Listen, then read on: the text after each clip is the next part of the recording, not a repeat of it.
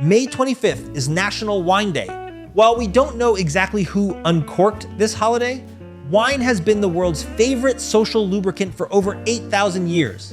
It all started in ancient Eurasia, specifically Georgia and Armenia, where the first fermented grapes were dubbed the nectar of the gods. Today, wine is a global powerhouse. In fact, California alone produces nearly 90% of all wine in the US. You don't need to be a sommelier to join the party. Whether you're a fan of a buttery Chardonnay, a bold Malbec, or a crisp rosé, today is all about discovery. Grab a bottle from a local vineyard, host a blind taste test, or finally master that perfect cheese pairing. If one day isn't enough, mark your calendars for National Drink Wine Day on February 18th, National Wine and Cheese Day on July 25th, and National Red Wine Day on August 28th.